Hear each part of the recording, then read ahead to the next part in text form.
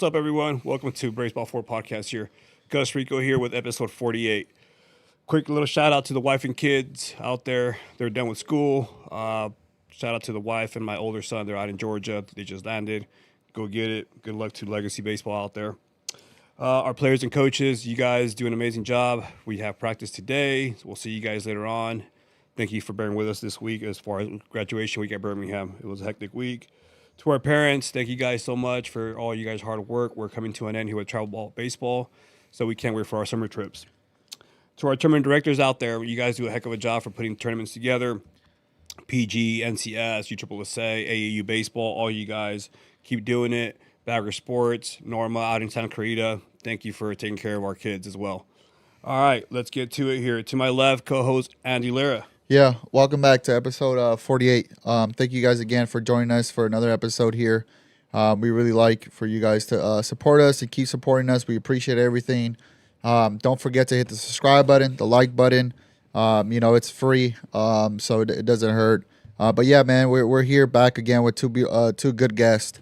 I'm excited to talk travel ball, talk a little bit of college, talk about playing, everything that we need to know.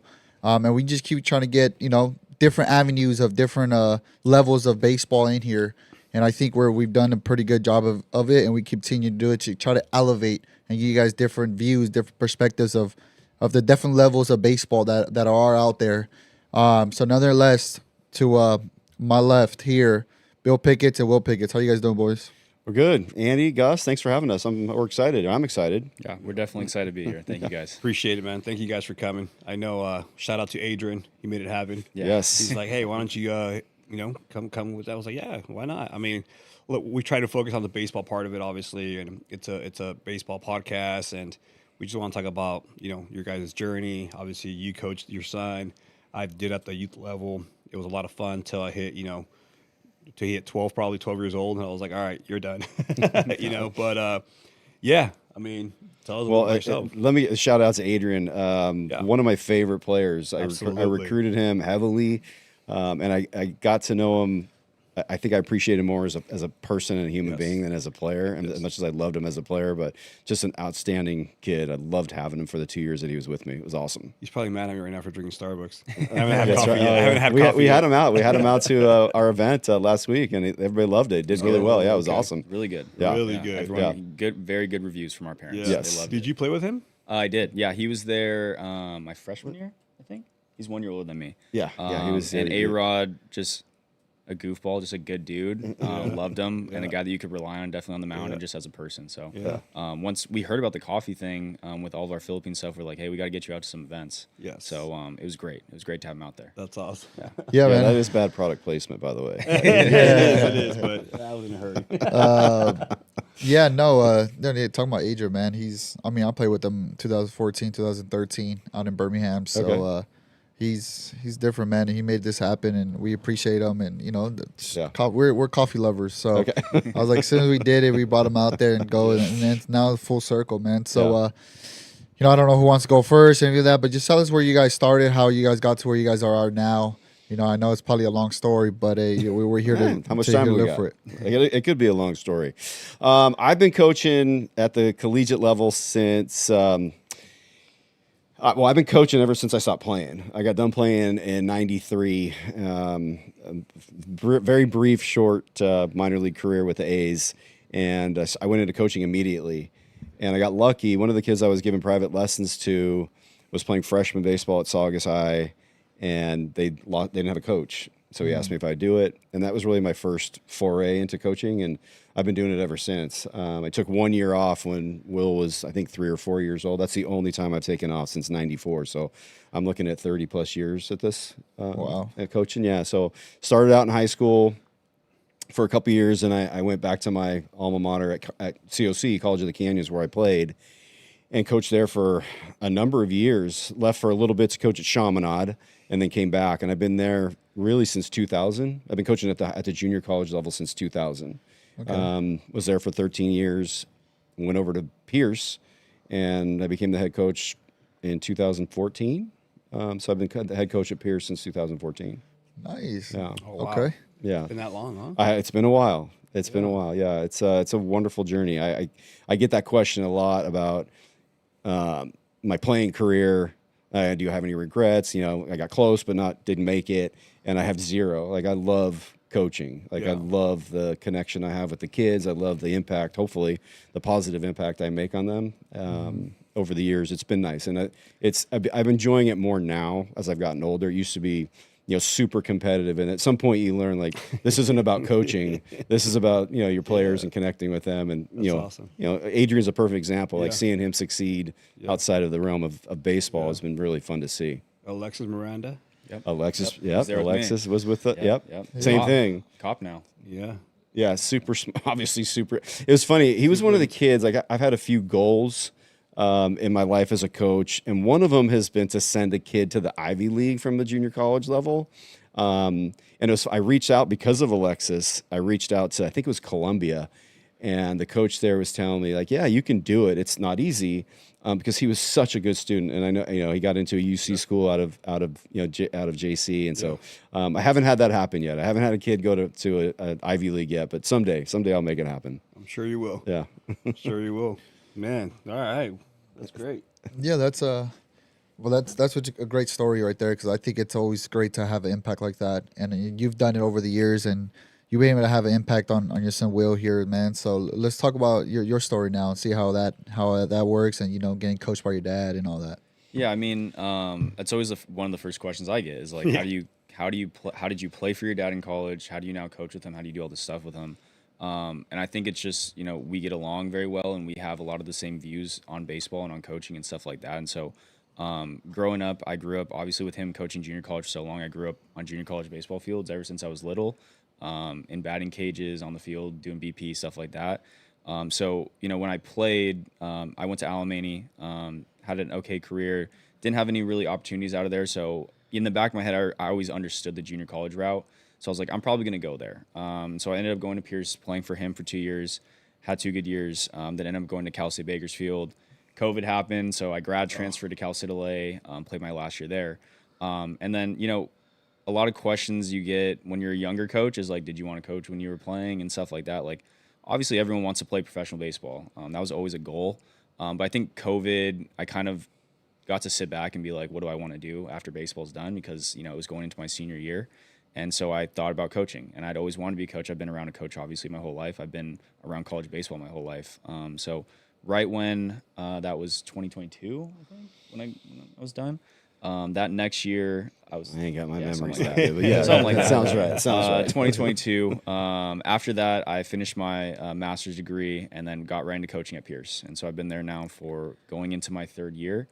It's been great. I've learned a lot. I think that what he said about competitiveness, like coming in as a young coach, like you want to win. Like, right. Like that's the number one thing. Like, I'm a competitor. I played baseball. I had played baseball less than a year before. Like, I want to win. And so over these past 2 years, I've kind of understood more about like the connection with the players and like, how is this guy, what makes this guy tick? Like, how it's not always going to be like yelling at him, telling him what to do. It's not always going to be, patting him on the butt. It's kind of a mix of everything. So going through that process, learning about that just through the 2 years, I feel like I've kind of matured as a coach. Still young, but still learning, but matured a little bit for sure. I mean, you think your dad has helped you along the way? Oh, definitely. That's the one thing for sure that I can say is like him being my dad. I would like to say I have a little more control over things than, a normal assistant coach would. We have a great staff at Pierce with Jackson Briscoe and Dan Heller. And so he gives us a lot of control over stuff and lets us kind of learn a lot of things. And so that's helped me because, the goal, obviously, I love being an assistant coach, but I'd like to be a head coach at some point. And so learning how to do all the things, whether it's the administrative side, handling player relationships, handling coaches, high school coaches or the 4-year coaches. I've gotten a really good chance to do that over the past 2 years, which not a lot of coaches at my age and in my position have gotten to do. So he trusts me, and I've been trying to do my best for him. So yeah. Man. No, how does when hearing that, how does that make you feel? No, it's awesome. I mean, Yeah. coaching with your kid, that's great. We haven't strangled each other. My wife gets jealous because we spend so much time together. I get that a lot. But no, it's been great, and he's been very respectful because this is something I learned as an assistant coach a long time ago. I was a head assistant for 13 years at Canyons, and we had a great run there. But I tell them, one of the first things I tell my assistants, like, you're not going to agree with me on everything, but you got to wear it a little bit. But make sure that you take note. Like, hey, this is something I don't want to do when I become a head coach, or this is something I do want to do when I become a head coach. So in your memory banks, in a journal, whatever it is, like, write that stuff down, because you're going to learn just as much from the things that you don't like that I do as what you do, as what I do. You do like what I do. And they've all done that. All the coaches have been respectful, but I do believe in empowering them and letting them make those mistakes, letting them make mistakes as a coach, because that's how you learn. Yeah. And so I could be a complete control freak and say, this is how we're doing everything, but then they're not getting much out of that. Yeah. No, I think that's the biggest thing in the world is learning by trial and error, right? And I think you being okay with that as well as a coach, and be like, you know what, he probably is going to make a mistake, as any other younger coach would be, but it's about learning and teaching them through that.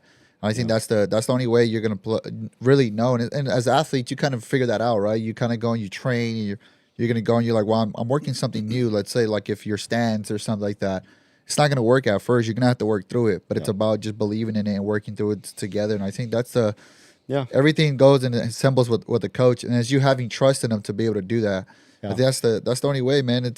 I know it's hard for a head coach because everything's on them, but it's like you can dilate and give that responsibilities out and let them be who they are. And that's what a coaching staff is really there for, you know? And that's why I love that level. I love the JC level, and I hate to say this, but winning is not a priority. I mean, as far as like the school standpoint, and they let us develop as well. And so it's nice. It's one of the toughest things that we have to do with our players is getting them to understand, like, it's okay to fail, and that we're not going to blow you up. We're not going to have bad body language, and it's hard as they get that a lot.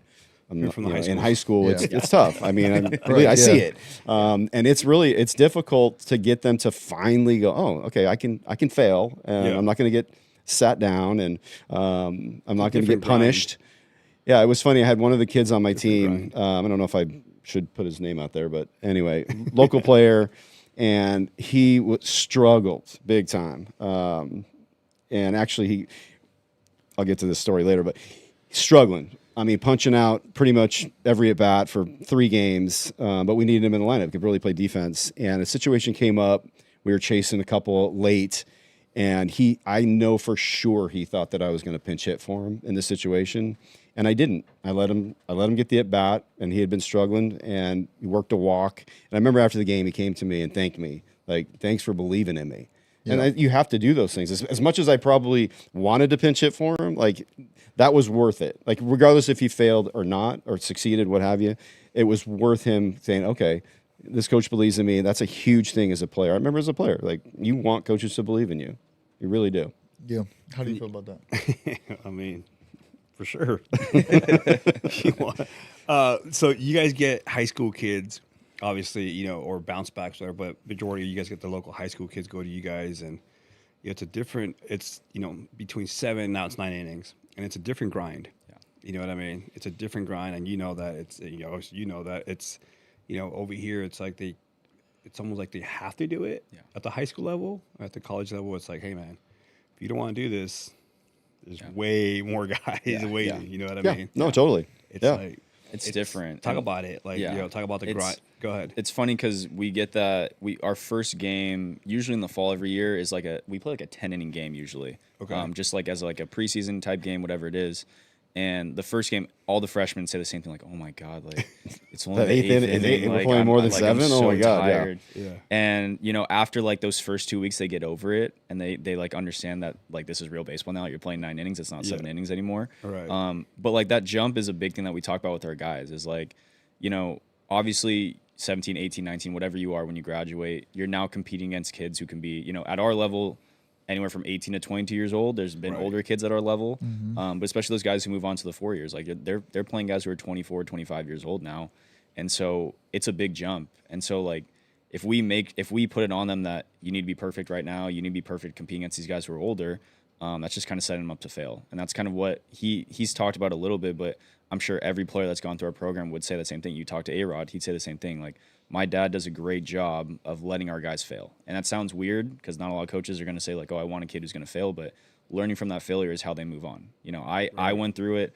I wasn't great. I remember, I don't even know if I told him this, but I was batting like low in the lineup my very first game I started for him, and I was like, "Why am I batting down here? Like, what are we Kidding doing?" me? Yeah, Batting second or third. I mean, like selfishly, we had a good team. We had a good team. Trust me, it was tough going home that night when my wife saw the lineup. You know, We had a why good is he team, batting eighth? and so, Ninth? but he let me kind of grow into that, and eventually I hit higher in the lineup. But letting us kind of fail and letting us learn how to fail at the college level is different, because in high school everyone's played for that coach, or at the college level everyone's played for that coach where you make a mistake and you're looking over your shoulder like, what are they going to take me out right here, whatever it is. And so we try to get out of that. We give everyone an opportunity, but obviously our guys that we believe in and our guys that are going to be in the lineup more often, we give them the opportunity to fail, because they're going to repay us, or we hope they're going to repay us at the end of the year. Like, we have guys who struggle, or start strong, struggle, end strong, or guys that struggle to start and then they end strong. So it's a process, but it's something that our guys have learned from us for sure.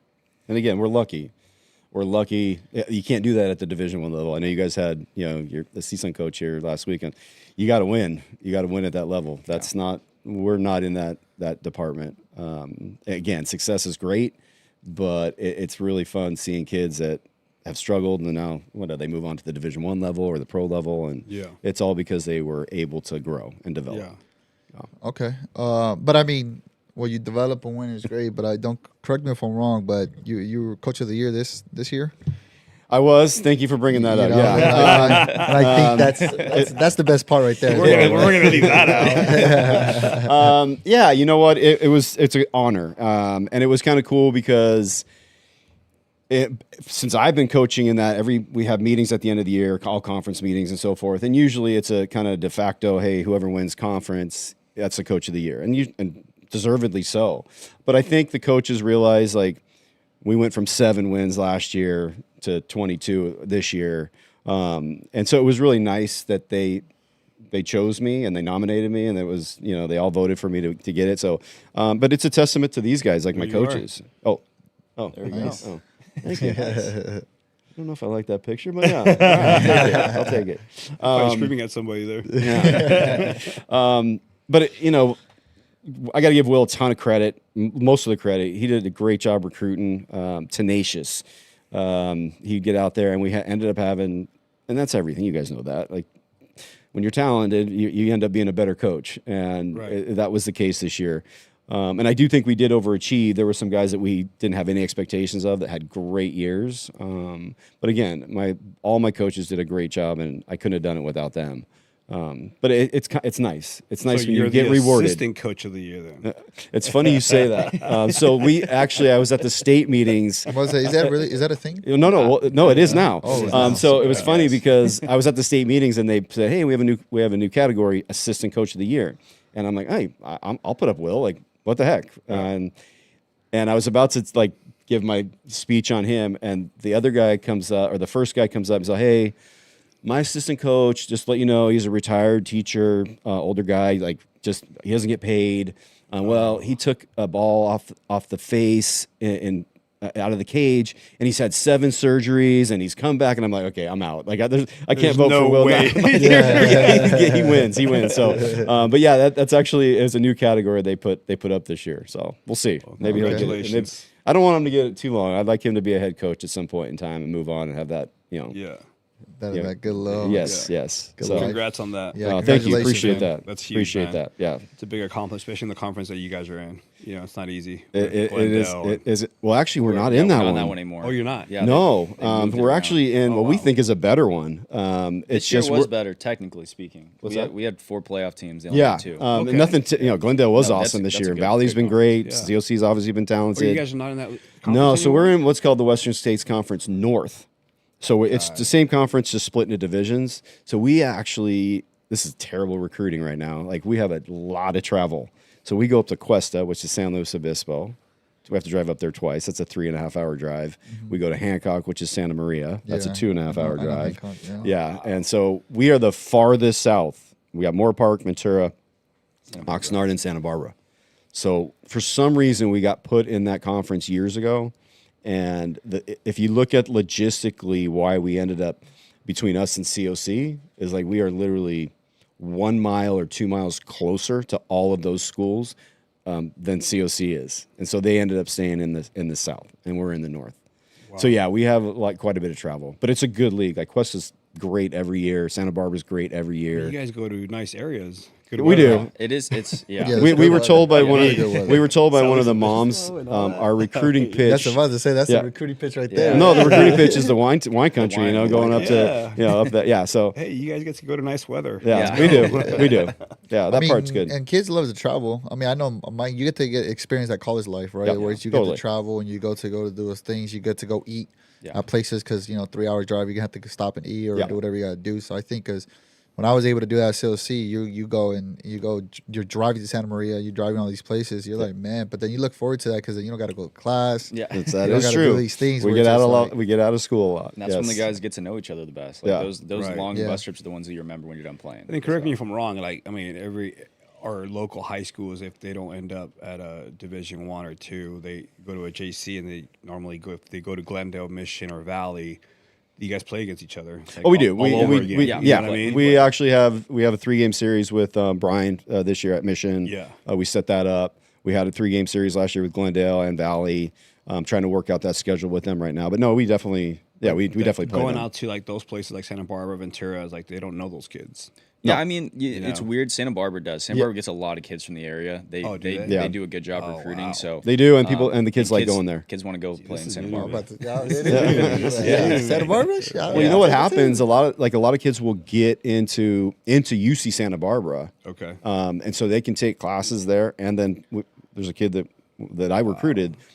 He ended up playing at Santa Barbara City because he was in UC Santa Barbara, and so he was taking classes at UC Santa Barbara and taking classes at Santa Barbara City and playing and doing both.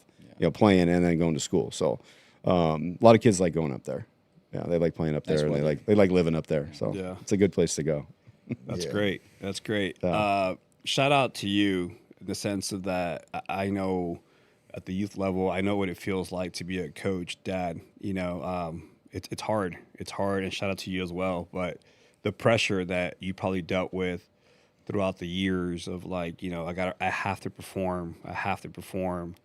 Because if I don't, someone's gonna hear or they're gonna criticize this and that.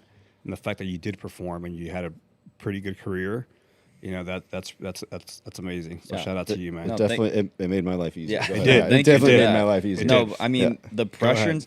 The thing that my dad, he never really put pressure on me in that way. He liked to watch me play basketball more than baseball. He's actually, I'm gonna be a proud dad. He's actually a better basketball player than he is a baseball player. It was really fun watching him play. Unfortunately, being 5'10". barely 6 foot, if that's the odds of him moving on were low. So he's the one that kind of chose because he played basketball and baseball all during high school. Like he did both, which is rare nowadays. Yeah, but how you gonna do that? Because I it mean, trickles in, right? I'd play from. I mean, I'd be baseball would or no, it would be basketball all the way through the fall and the winter, and and baseball season would start. Basketball season would still be going on, and so I remember my senior year. We finished playoffs. Like we lost a playoff game. I think we were playing Compton or something. Who we lose to my senior for basketball? No, it was Narbonne. Narbonne or something like that. Yeah. We lost on like a Tuesday. The next day, I was playing baseball. I hadn't thrown a baseball. I hadn't swung a bat in like 6 months. I was hitting the 3-hole for Alamany. We got no hit, and I had 4 Ks. It was not a fun day. So like I don't remember that. Wow, I remember that's a bad that. weekend. I remember that. Bad 2 days. Lost a playoff game, and you went over hat 4. trick, no hitter. It was not good against Loyola, but no, it was fun. It was fun playing 2 sports in high school. But yeah, that pressure. I mean, the pressure is what you put on yourself. Like at the end of the day, he didn't put pressure on me. My parents never put pressure on me. They let me kind of do what I wanted to do, and I put pressure on myself because I wanted to be good, and so that's kind of where I got to the point I got to. But I know it can be hard playing for your dad. At some point. So And it's shot. I mean, you do it right. You've done it. Yeah. And I've the done travel- it. Yeah, I've done it, and Yeah, I did. I wasn't a big fan of travel ball. He never did it. Filled in every once in a while for some friends of ours, and I finally got roped into it when he was 10. 10. I was asked to take over this travel team, and I was I did not want to do it. Like I just wasn't a fan of anything travel ball. Like I just didn't like the whole, feel of it. So I finally took over, and I had a lot of rules, a lot of expectations of the parents, and I don't think they liked it at first, but I said, look, if you guys want me to do this, this is what we're doing. Yeah. Like, we're taking a lot of time off. I'm not playing in these tournaments at certain places. This is what we're doing. And I got some definite issues with that, but it ended up being the funnest 3 years of coaching I think I've ever had. It was awesome seeing the growth in these kids. It was awesome finally seeing the parents kind of buy into what we were selling. And to this day, like, I get compliments from, actually, we're going to see one of them this Saturday. It's been 10 years since we've had that team. And the parents are so grateful, like, the way we did things. And so it was fun. And it made me a better coach. It made me a better coach, like, coaching 12-year-olds when I went back and coached, college, like the way that you have to explain things and break things down. And it really was, it ended up being a very, very fun time coaching. Yeah. For sure. Yeah. That's great.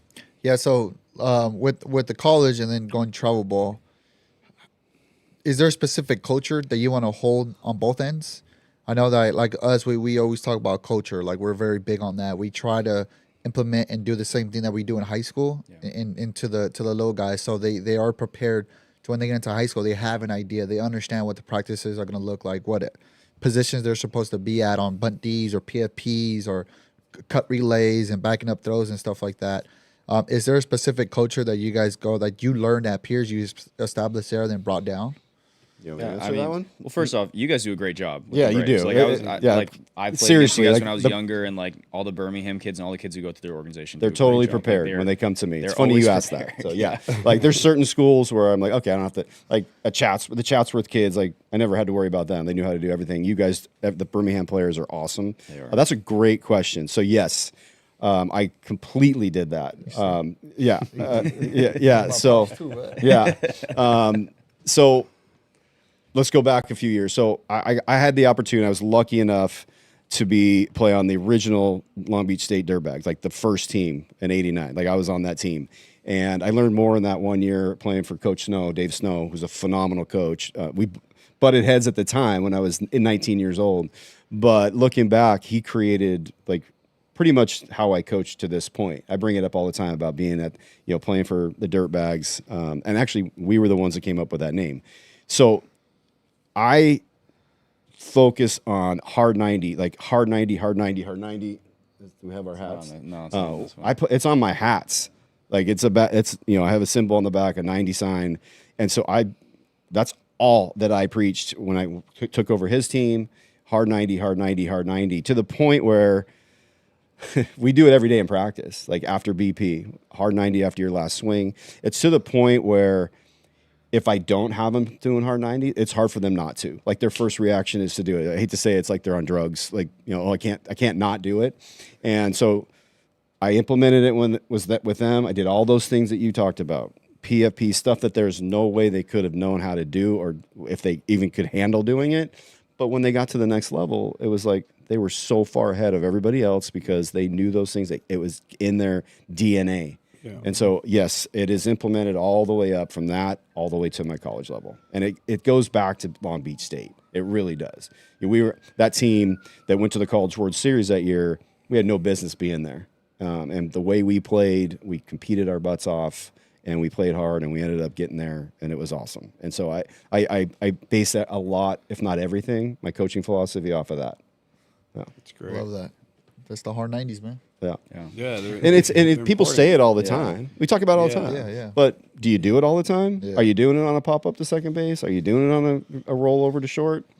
Sometimes they are, but it's the only thing that matters to me. And so they see, like, this is when we go back to failing. Like, give me the one thing you have control over. Are you giving me your effort on the things you have control? If you punch out, you punch out. But if you don't run a hard 90, that's on you. That's 100% on you. Yeah, I think that's where players need to understand, dude, is it doesn't look good. It doesn't look good when you're pouting or you're jogging to first or any of that stuff to, like, coaches like yourself. Like, and then we talked to Sasu about it and about Dominguez and where he coaches now and all that stuff. And as well, like the season coach and all, it's a culture where it's like control the controllables. Mm-hmm. Yeah. Control what you can do, control going hard 90 and all that, because it doesn't look good and coaches are not going to want to go do that, Nope. And even if you are hitting 400 and doing all that stuff, it's like, well, are you going to lead by example and go out there and do that, or am I going to have somebody that here that just hits 400 but then just shies away from it? So I think that's huge, man, and I think we're hearing that at all levels. To be honest, like it goes from you guys to season to other high school coaches out there going that have moved to the college level, that all they look for is just effort, like control the controllables, and I think that's huge. Well, go ahead. No, go ahead. I was gonna say, like, nowadays with like social media and stuff, like a lot of like that's not glamorous. Like no one is like getting TikTok views because they're running a hard 90. You know, they're doing it because they hit a home run, they bat flip their bat 50 feet in the air. So getting the kids really to understand that, like, it's a game, you got to work hard at it. Like, yes, there's gonna be stuff that comes out of that's great, but like if you work hard at it, you're gonna play the game a long time. And I think that's what we really talk to our guys about. Yeah. Yeah, there's nothing better than those stories about kids that didn't play in high school or played minimally in high school, and then they come and play for us, and they end up having great careers. Like I got a million of those over my 30 years of coaching, and that's what's great about our level. Is Tell giving us those one. kids. Tell us one that you would say that has gone the farthest where you didn't think. Oh, that's that. easy. I had a kid named Troy Nyman. He played for me at COC.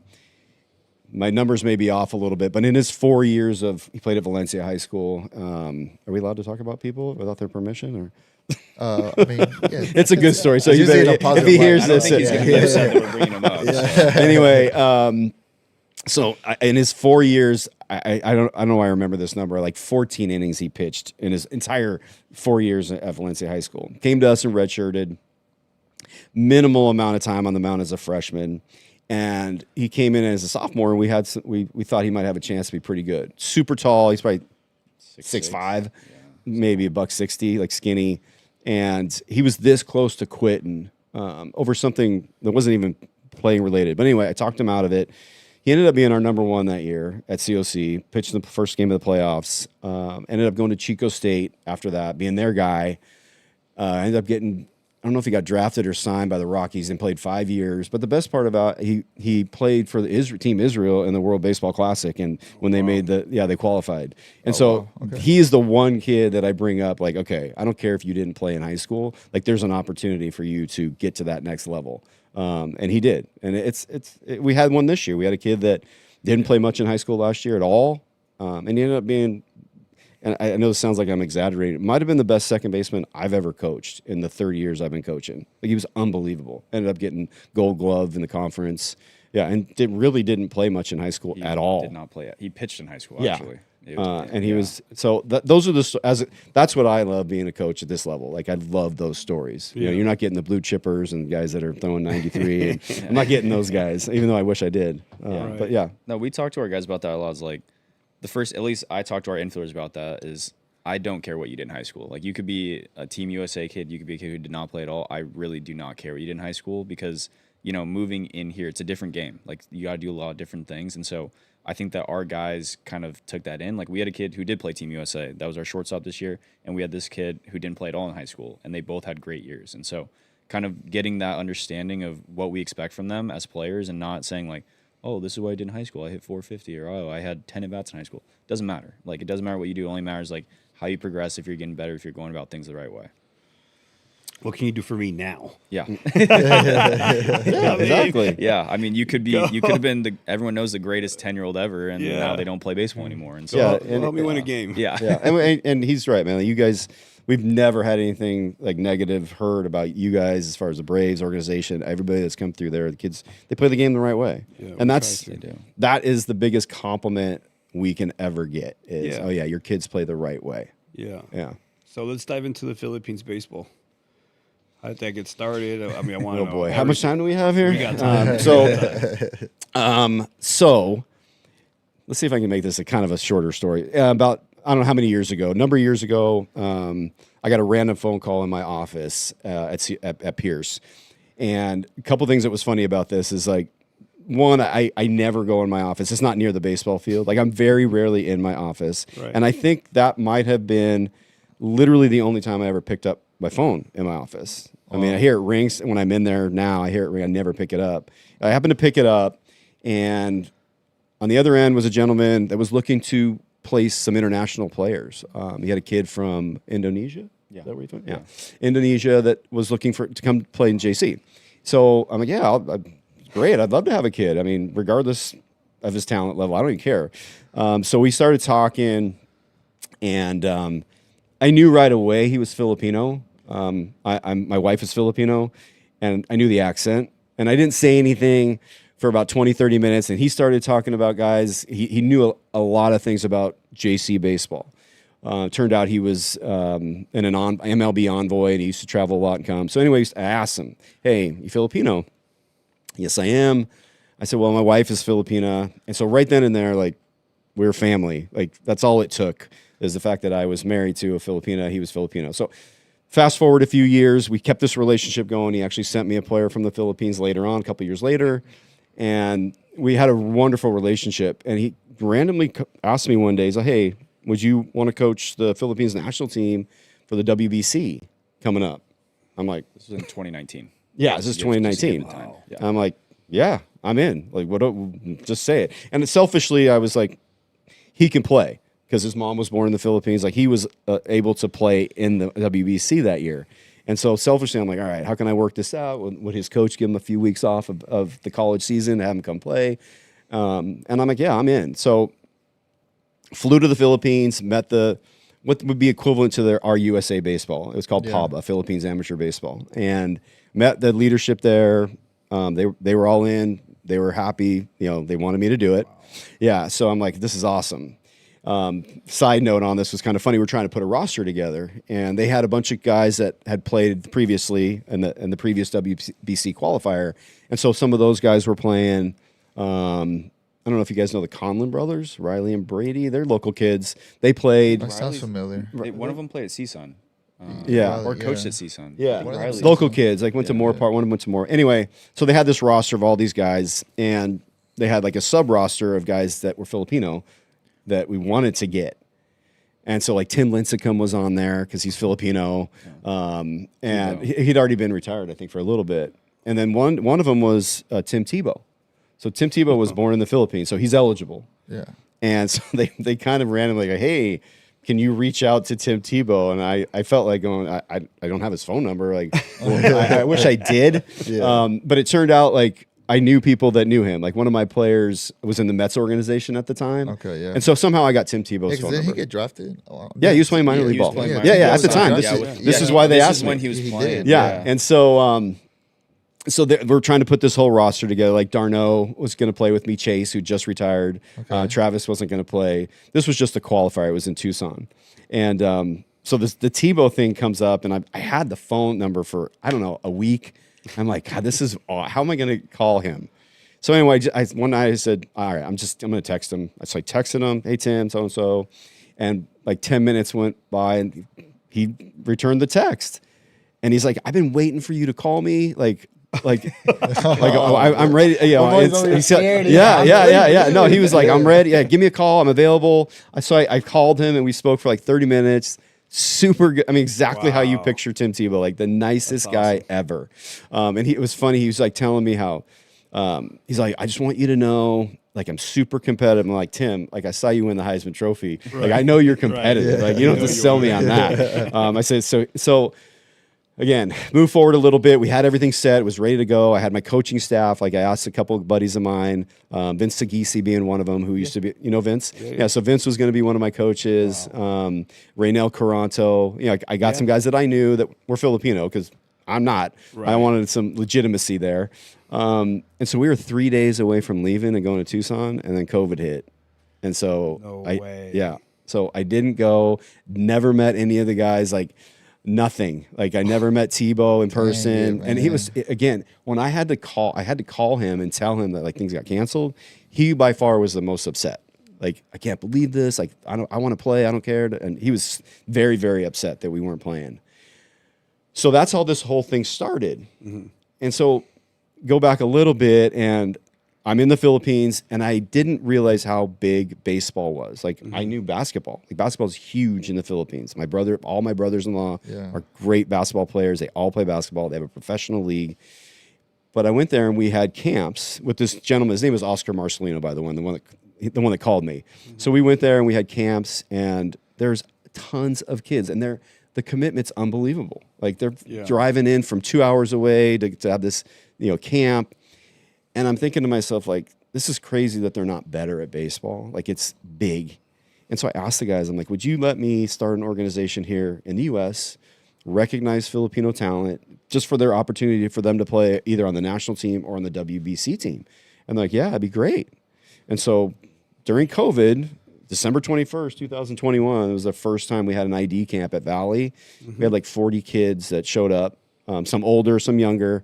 And then since then, it's kind of blown up, and we're like well over 200, 300, 400, 500 kids all over the place. A lot of kids. We got chapters in Hawaii. We got a chapter in Canada. I just got off the phone with a guy from Chicago that's got 2 teams out there that's ready to, and they're all Filipino players. And so it's been happened completely organically. Like, it wasn't something I set out to do. Like I said, travel ball, this isn't travel ball, but it's not something I planned on doing. Yeah. And it's been super rewarding. Some of our kids have actually played on the younger national teams. Like, they've had their dual citizenship. They got their dual citizenship, and they We played. have 4 kids now who Yeah. played with Vince us, Sagisi that actually came with got us, his and- dual citizenship. He lives there now. Yeah. Because he was coaching the men's national team he's there. the director of the national team. Yeah, so he kind of took over. Like, not that I was ever going to be the permanent coach. So he's doing that, and so it's been super rewarding. And the parents have been great. We have a huge event at the end of summer, the Filipino World Series. You know, JB was obviously in it. JB was MVP. Yeah, he's MVP Former last Derby year. champ. Good year for JB. We have teams from everywhere. Like, the team from Hawaii shows up. The team from Canada shows up. We have 3 teams in SoCal, NorCal, all Filipino players. They come for the week, and we have a great tournament. And it turns into more of a cultural event than anything. Yeah, it's awesome. I bet. It's like, It's way competitive. It's a culture of like what Yeah. you're talking about. Totally. It's so competitive. Yeah. Well, I mean, it's just different. It's like, I didn't get to play, and this is Right. what all the parents say, and all the guys who were too old to play, but they're like, oh, I wish this was around when I was playing. Blah, We blah, get blah, that a lot. whatever. But like, they just feel like they're playing because they love baseball and because they love the culture. It's not because of anything like stats. We keep stats, yeah, but like, it's not for the stats, it's not for anything. It's just like raw emotion. Like JB, you guys know JB very JB well, Valentines. and he We didn't hear that kid talk for 2 years. yeah, he didn't man. talk for say 2 a word. years, Tell me about and it. he hit a bomb in the World Series, threw his bat, let's go. Like, Showed he's never emotions. like that, and like, and everyone I've heard from, he's never like that, and so like, it just brings out a different thing in the kids, and like, I think that the coolest thing is that they've really embodied that. It's not just like, oh, I'm playing on a travel team. Like, it's just a bunch of Filipino kids. Like, they're proud of it, and they wear it on their chest and everything, so it's very cool. Yeah. There it is. Oh, Yep, there it is. Look Oh, at yeah. that. You guys, Jeez, you guys are on it. We're That's on it. awesome. Look at that. You're JB. Yeah, he was raking. And his brother Ethan. Yeah, Yeah, Ethan. yeah. I know. Shout out. He's gonna be playing with us. I think starting next week. We got a tournament next week. So how does this work for a kid like a Philippine kid from like how would they get in contact if they're interested? How So the way we do it, and we're working on the best way because we have a ton of people reach out. Instagram's always the best way. Instagram. We've got a pretty good following on there. We have people reach out through Twitter and TikTok and stuff like that. But the biggest thing we do is camp. So like you said, the biggest event we have is the Filipino World Series. I think it's July 26th into August 2nd. But we do something at the beginning of summer, Memorial Day weekend. It's called spring training. That's like and your kickoff? That's like Yeah, our it's a kickoff. kickoff, and yeah. it's- I think I've seen you guys as camp. Yeah. You guys had it recently, right? we had Yeah, it, we just had it a couple 2 weeks weeks ago. ago. Yeah, Yeah, 2 weeks yeah. ago. Great At turnout. LA Valley Well College. over We had 100 kids, yeah. 130 kids, I think. Returners, new kids, and so that's kind of how we get to know it because, like we said, we're very spread out. Like we have kids reach out. We have kids who will drive in from Arizona on the weekends just to play with us, and so we have Yeah, kids. we had a kid fly in from New Jersey. Yeah, we had a kid flying from New Jersey last week, just and so to come out for the weekend. and Yeah, so, it's really like, cool. They're so proud of it. They're so proud of the culture. They want to come out. And so our goal now is because, we're pretty good in Southern California. We're pretty good in Northern California. Hawaii and Canada have their things set up. We're trying to expand now east because we have a lot of people reach out, Texas, Florida, up in the Northeast. It's just finding people that we trust and finding a facility that we trust. And, we don't want to start something and then, a month later they don't have anything and it falls apart. And so we're trying to get to that point because a lot of people reach out. There's Philippine consulates all over the country, and those are the places that we try to target because there's a ton of Filipinos in that area. So like That and Jollibee. That If there's a Jollibee in the area, You guys know then there's lots Jollibee? of Philip. you heard of it? No. It's Oh, like it's- Filipino McDonald's. Yeah. Oh, yeah, damn, it's for real? they have them around here. They're pretty good. Yeah, that and Seafood City. Seafood City, So yeah, Island you got to look for the Pacific. Filipino restaurants and stuff. You know Yeah. that there's a a Seafood lot. City right down here Yeah. actually. Yeah. Yeah, I've seen that one. Yeah, it's been good. Like again, we didn't set out to do this. kind of happened organically. And so we're not trying to expand too quickly. We're trying to find the right people. Yeah. You know, one of the first questions that if anybody asks us, like, hey, what's in it for me? Is there money? Like, as soon as they ask that, like, we're out. Like, that's not what we're doing this for. Yes, we do need to make money to pay for, you guys know. Yeah. But that's not why we're doing fees, it. And so when anybody gets involved and that's their first priority, like, yeah, you're not in. Like, that's not why we're doing this.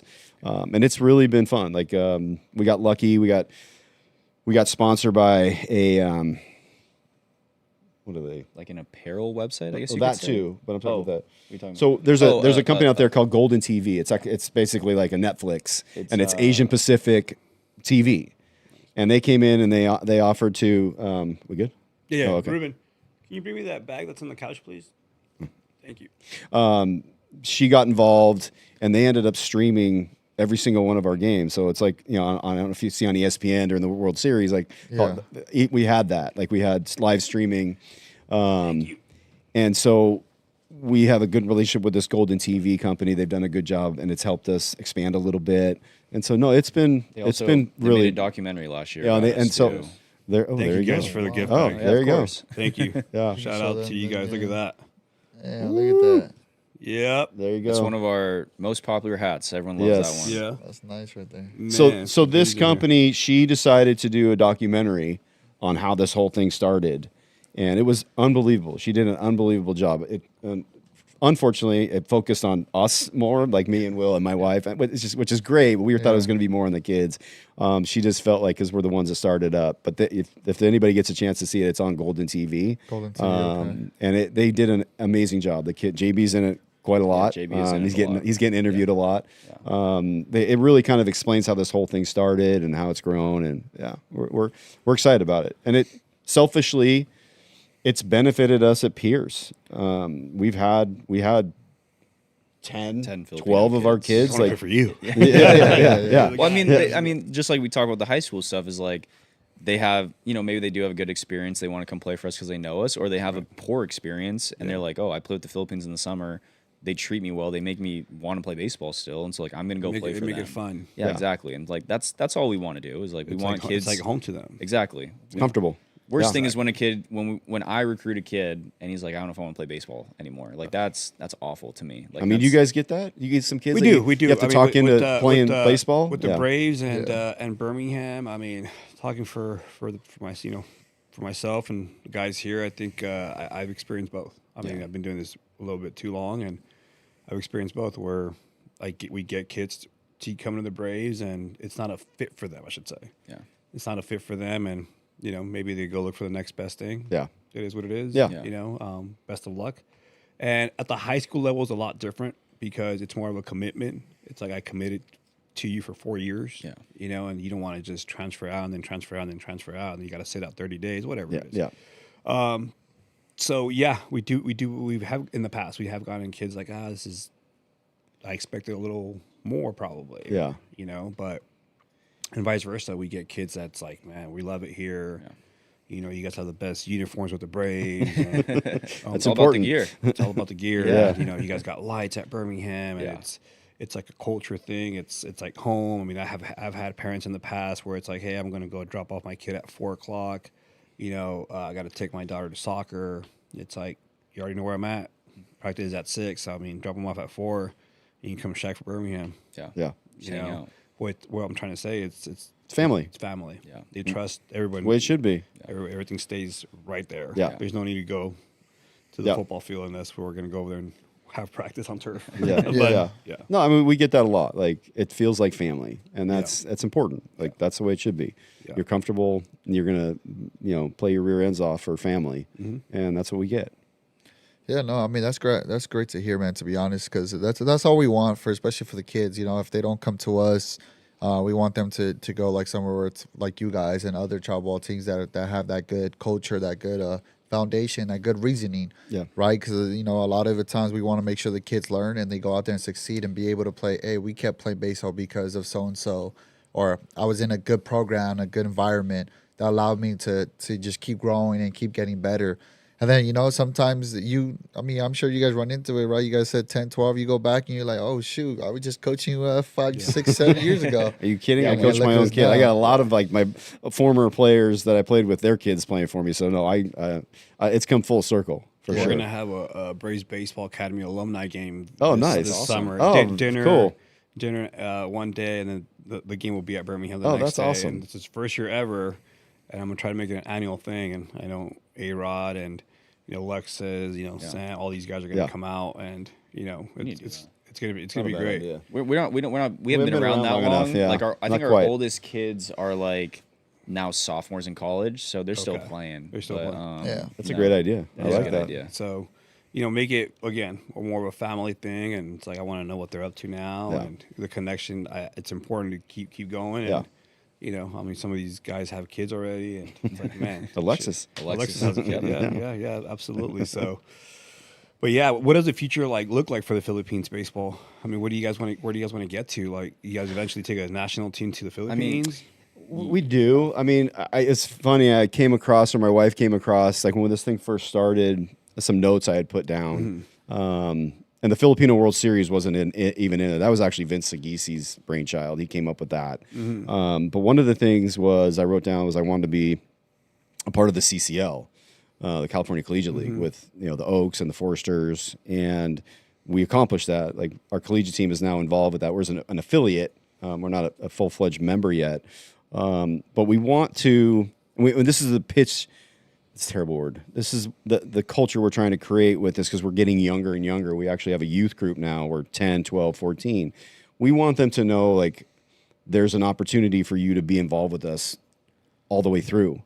Like, start when you're 12 or 10 and play on the 16 and 18, and a chance to come play, not just for us, like you said, like JB's playing at Valley. Like, we love that. Like, we just want them we have kids at Riverside, JC, Beach. Long Beach, Yeah, all Desert. over Like, the our place. kids are playing at the next level. Right. And that's what we want them to know. Like, you have a chance to develop all the way through this thing and be a part of this all the way through till you're out of college. Then even so, playing on the national team. Like, I just got a text from Vince the other day that they're looking for pitchers. We got to be 90 plus, but they're looking for pitchers. We have a guy. Yeah, we have some guys. And so what will happen was they'll help with them getting their dual citizenship. So in case you guys, like, to play on the national team, Yeah, but you have to have your dual citizen. citizenship. Yeah, The WBC is different. You just have to WBC, show that just you have gotta Filipino a heritage. little bit of blood. Yeah, that's all. But you have to prove it. Like, you have to have Well, that's what I say, because in there, I know, and then if you can live somewhere for a certain amount of years, That's one too. That's another you one. can That's play another there one as too. well, yeah. Yes, that's another one too.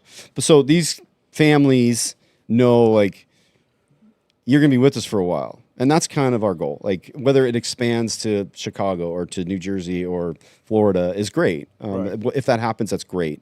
But more importantly, are you a part of this for the entirety? And that's great. what we're looking for. Like, if you're playing when you're 12, you might be playing on the CCL team someday in 10 years. So And you that's guys great. go from 10, 12, 14, high school, 16, 18, then CCL College, and all that. And All then, the and way then up. after that, I mean, it's still our jobs to help them try and play professionally, whether that's, Professional. signed here, indie ball, overseas, whatever it is. We have a We are, lot yeah. of good connections. We do. So, We just Yeah. two of our guys that were going to play with me on the WBC team are now manager and coach of a professional team in Germany.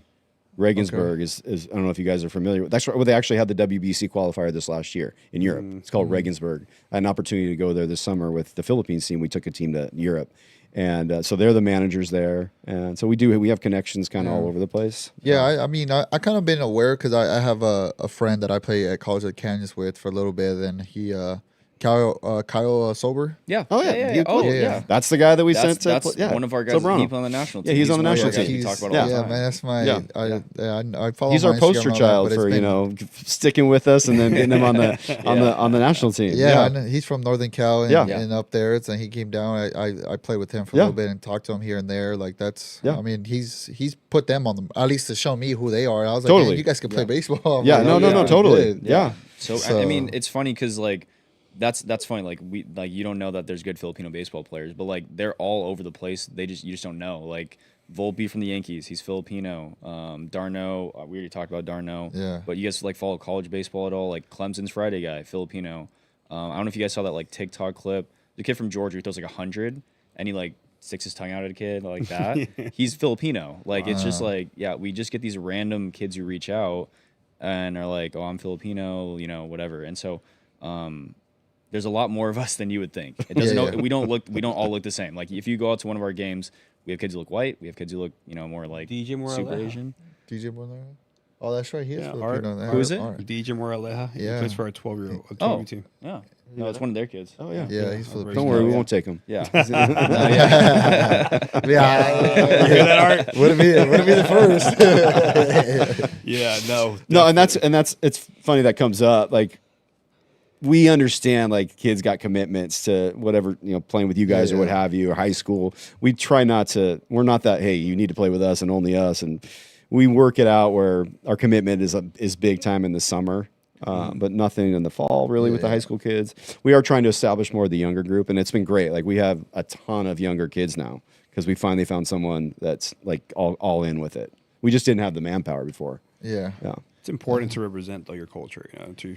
It is. It is important. And being non-Filipino, it 'em is. Yeah, it's awesome to see it. Like, Yeah. it's awesome. Yeah, that's great, It's man. they're all in. Yeah. Congratulations on that. That's great. Yeah, it just shows how influential baseball's been, and I think it's going more worldwide. And we you know we want that for everybody, to give them the chance to be able to see if they want to play the game or not, right? I think that's where the biggest thing for us and for everybody is always give these little kids a chance to want to see if they want to play, but also give them the reality of what it is to be out there. And it's Commitment. like, you know, more that you're finding, your guys are giving these kids more hope and to get out there and to be able to do these things. And I think that's the best you can do. And then once you get those relationships like you have, is put them through it. And I think you guys have, as it sounds, and it seems like, well, we'll definitely keep following you guys and go all that. Because now I know of you guys and been known because of Kyle and all that because of social media. But that's just the way it got to go. Yeah. And that's why we're very big on that too. I mean, we take social media very important because it's like that's how you get it out there. That's how you reach your Very kids and important. them. And then you also get to, you know, like now we're doing an alumni game, but then that's how you keep in touch with people. It's crazy. You follow I them know. on high school, college, Yeah. and all that. Yeah. Yeah, we even had like a sign-up sheet. Are you booking a dinner or and a game, or just dinner, or just a game? And it's like Yeah. so far we got some pretty good feedback. Yeah. Oh, I'm sure. Yeah. You know, it's what 2 months away, and I'm like, we're That's gonna cool. keep When are you guys pushing doing keep it? pushing When is it? August 30th and 31st. Oh, so you got okay. So the end of summer. Okay, cool. Yeah, end Oh. of summer. Everyone should be done playing. Everyone be should done. be done. Yeah. Exactly. Yeah. And we were trying to make it the weekend before because we Hunter Green was in town, right? Hunter Green was in town, and with Yeah, and that's Labor Day weekend that you're doing it now. So it is. I think it is Yeah, Labor Day weekend, so, right? yeah. So yeah, I mean, we'll see how it goes. But Yeah. like again, the importance of our culture. We you know. no, and getting back to those kids and have it's awesome for the younger kids to see. Hey, I mean, this is obviously something I can be a part of forever, and it's family. Yeah. It's awesome. Yeah. So you guys plan the Philippine stuff like throughout the whole? I mean, it's not just a hey meet up and, and No, yeah. I mean, it takes a while. I take care of that mostly. So, it's usually, like I said, or like we said, summer's our biggest months. We try to Yeah. do stuff in the fall. It's hard. Like, how hard high with school, high school. is. And like, Definitely some hard. kids are, Yeah. I can't play not on my high school team. My coach won't let me. Some kids don't do anything in the fall with Right. their high school team. So the fall is kind of iffy.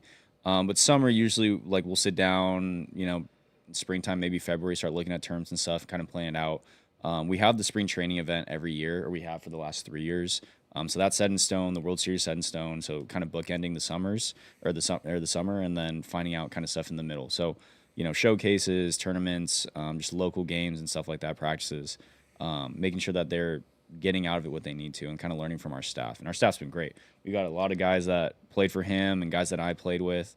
They're not even all Filipino, but like now they feel like they're Filipino because Right. they've been with us, and so it's kind of We a have cool thing. lots of non-Filipino coaches. We do. And it's awesome. For one of them, Michael Himes, who coaches at Valley right now, he's just committed to this. He went to they both went to the Philippines with me the second time. And I think that really sold them on it. Like, they saw the commitment and the kids and how much they had passion for it. And so Himes is actually now dating a Filipina. So I mean, we're spreading love around here, man. Oh boy, Betty Pacquiao. Yeah. So you've been able to meet Manny No, it's Pacquiao, what or- stinks. So I try to, like, any Filipino Heritage Night, I try to go. I didn't go to the Dodger one this last one, but NorCal has a lot of them. The Warriors, the Giants, the A's, and I try to get get up there. So I went to the last one for the Warriors, Golden State Warriors, and we had a meeting all set up with him. Like he was going to be in town, a private meeting with me and Matt, our NorCal director, and Pacquiao. And so I had like jerseys made up, put his name on it, the whole bit, and he bounced at the last minute. He couldn't be there. And so we have a connection. Yeah. Like there's somebody that we know that knows him. It's just we haven't been able to connect in person. Oh, okay. Yeah, sure. Believe me, it's high on the list. We try and get like Joe Coy. I don't know if you guys know Joe Coy. He's like a comedian. He's very big. He's got a bunch of Netflix specials. I got to meet him. Was that last year? Yeah, Will met him. I got to meet him. He was doing like some event out here. I like drove out, gave him a bunch of stuff. He's like, "This is awesome." Pilo, I don't know if you guys know who that is. He's a big rapper.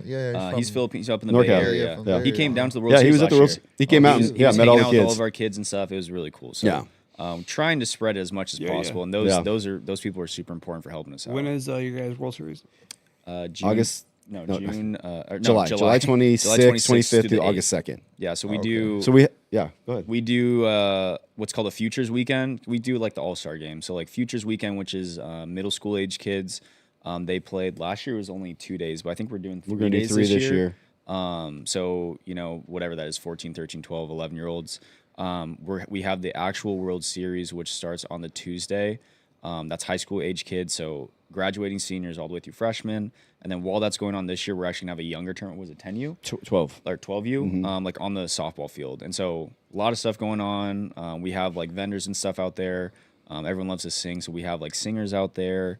It's really fun, and we did like a big banquet last year. Home run derby. We do like a skills challenge with the kids. I love that. JB won the home run contest last year. Of course he did. Yeah. We don't have very many big kids in our program yet, and so JB's got some juice, as you guys know. So he won that pretty handily. Yeah. And this is at Valley. The plan is to have it at Valley. We've done it at Pierce too. Like we've done it at both.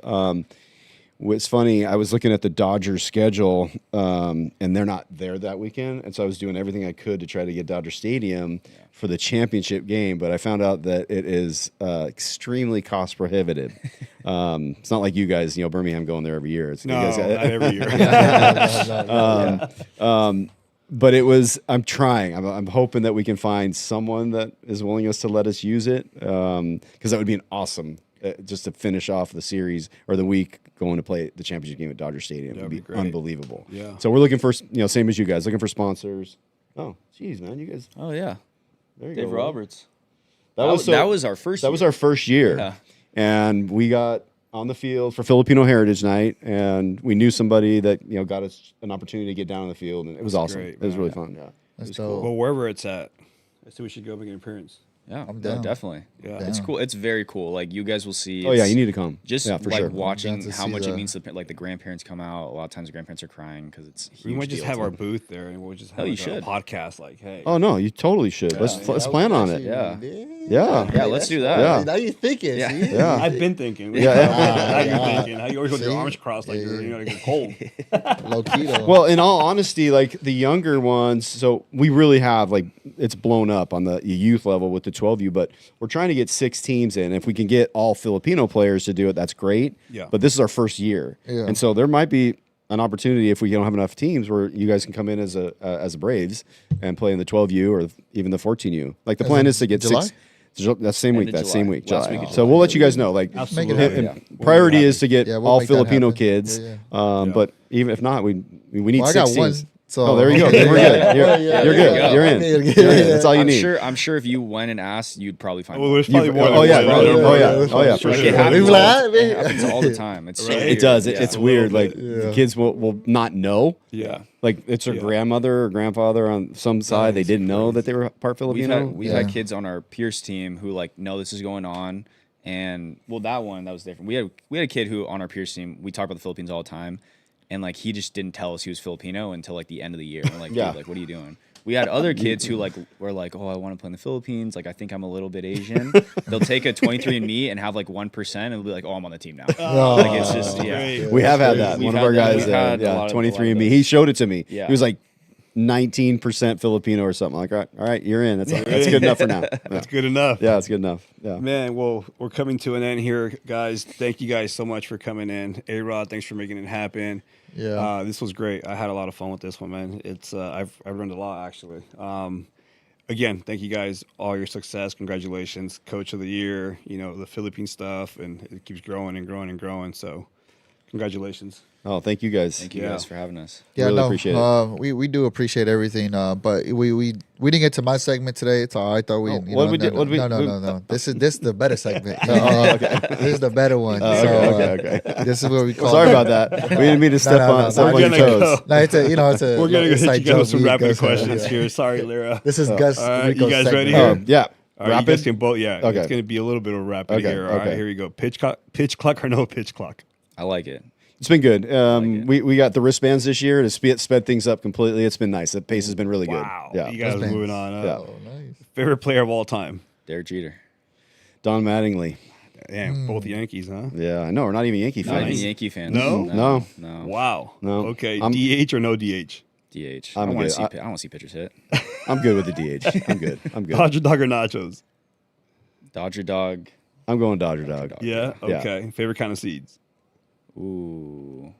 Not a I'm liking seed? those new ones that came out on TikTok. The garlic parmesan ones. I don't know what they're called. Oh, yeah, the Smackin'. Smackins, Those ones are yeah. pretty good. I don't ever eat seeds anymore, so I'm No? not to go with ranch, I guess. I'm not- Okay. but yeah. And pitch com or no pitch com? I like it. Yeah. Yeah. You're talking about the Yeah, the yeah. hat? Yeah. Pitch No, I com- think it's oh, good. yeah. I mean, Yeah. yeah, it speeds things up and takes away the getting Okay. picked. So yeah, I'm good with it. Get- Yeah. Love it. Yeah. Episode 48. We didn't get to Lyra's segment. Apologize for that. No. I'm all good. You guys got that out the way Man, already. This was great. This Oh was yeah. amazing. Thank you guys again, man. We're honestly, genuinely, I learned a lot. We've learned a lot, and it's all it's about. It's getting the information out there for us to be able to give you guys a platform to be able to go and just talk about things that are important to you guys, especially at the college level, getting the kids to understand. And like I said, there might be kids out there that see this or wherever that are going to be Filipino. They might be reaching out to you guys. So I think that's the best part about it. And it seems like you guys are spreading out to the whole country, which I think that's great as well, because especially out there and when it snows and all that, they don't really get to play the game. So you'll find around that they come fly in and be able to represent and play. So yeah, I think that's great, man. So thank you guys again. Really appreciate it. Episode 48. If you guys made it this far, thank you guys. Hit the subscribe button, hit the like button. Where can they find you guys at if you guys want to? What's the Instagram or? We're pretty much Philippines baseball for everything. Okay. YouTube, TikTok, Twitter. It's Philippines BSBL because Twitter doesn't let you do like long ones. Instagram, and then we have a website, Philippines-baseball. Philippines-baseball.org. It's we're a nonprofit, so it's .org. And then make sure, and this took me a long time to figure out. It's just terrible to say, like I didn't know how to spell Philippines. So it's 1 L, 2 P's. Yeah. Okay. PHILIPPINES. Yes. It's Yeah, it spelled took me a incorrectly while. lot. Yeah, but we get that a lot. Misspelled Philippines. Alrighty. Well, thank you Sounds guys great. again. And now we out. You guys, we out. Thank you. Look at that. R90. There it is. Yeah. That's